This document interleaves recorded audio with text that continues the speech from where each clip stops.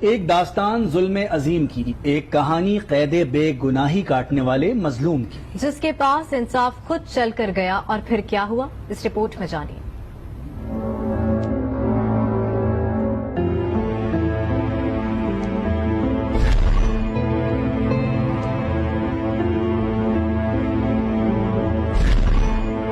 ٹھنڈے کمرے میں بیٹھے ہیں تو اے سی کا ٹیمپریچر گرائیں، عام سا کمرہ ہے تو پنکھے کی رفتار کو بڑھائیں، کرسی، بستر، تکیا جو بھی ریلیکس ہو کر ٹیک لگائیں، آنکھوں کو موند لیں اور چشم تصور میں چلے جائیں۔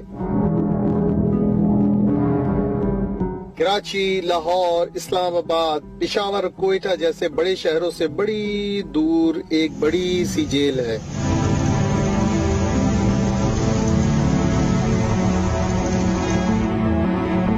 جس کی ایک چھوٹی سی کوٹری میں بڑے جرائم کی سزا کاٹنے والوں کے درمیان ایک ایسا شخص بھی ہے جو ناکردہ جرم کی سزا کاٹ رہا ہے۔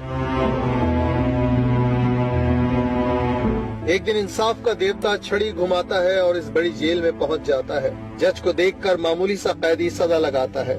میں خوزدار گیا جیل انسپیکشن کرنے کے لیے، تو خوزدار کی جیل انسپیکشن کرنے کے بعد میں باہر نکل رہا تھا، گیٹ سے آخری بیرک میں تھا تو ایک آواز قیدی نے دی۔ اس نے کہا جج صاحب آپ میری بات سنیں گے؟ میں رک گیا، میں نے کہا جی میں آپ ہی سے ملنے آیا ہوں۔ انصاف کا علمبردار گردن گھماتا ہے اور انصاف کے طلبگار پر نظر دوڑاتا ہے۔ میں نے ان کا حلیہ دیکھا، ان کا رونا دیکھا تو میں ان کو دلاسا دیا، میں کہا مرد ہیں آپ روئے نہیں، رو کیوں رہے ہیں؟ حالانکہ کل خود میں تھوڑا سا ایسے ہو گیا تھا کچھ میرے ساتھ بھی۔ اینی ہاؤ، تو جب میں نے ان سے پوچھا کہ کیا ہوا، اس معمولی قیدی کی سزا غیر معمولی ہے، یعنی عمر قید پر جرم کوئی بھی نہیں۔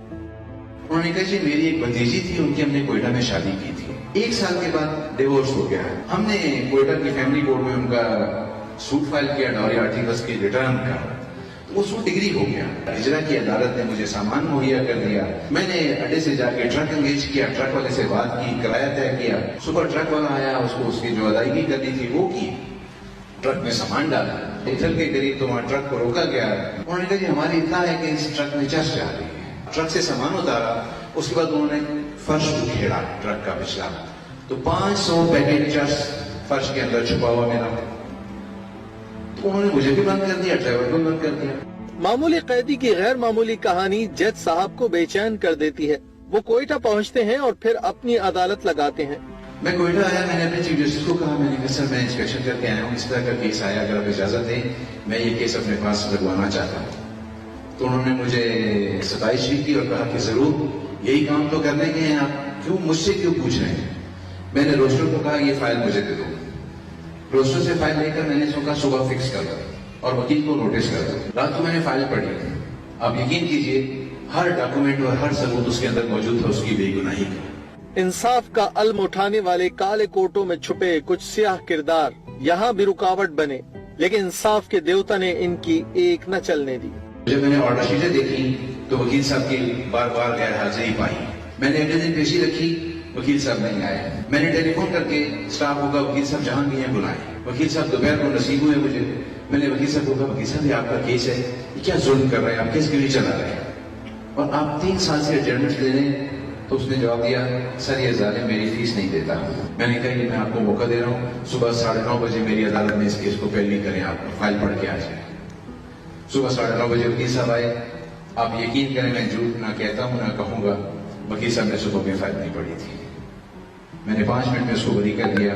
جج صاحب نے بے گناہ کو تو بری کر دیا، پر اس کو ناحق سزا دلانے والے پولیس افسر کا کیا ہوگا؟ ثبوتوں کو نظر انداز کر کے فیصلہ سنانے والوں کا کیا ہوگا؟ سوال بہت مگر جواب نہیں۔ حضرت علی نے فرمایا تھا کہ کفر کا نظام تو چل سکتا ہے مگر ظلم کا نہیں، پر یہاں ظلم ہی نہیں ظالم بھی پھل پھول رہا ہے۔ اب آپ بھی آنکھیں کھول لیں، ظلم ہی نہیں ظالم کا ہاتھ روکے، کیونکہ قانون تو اندھا ہے مگر آپ کے پاس آنکھیں ضرور ہیں۔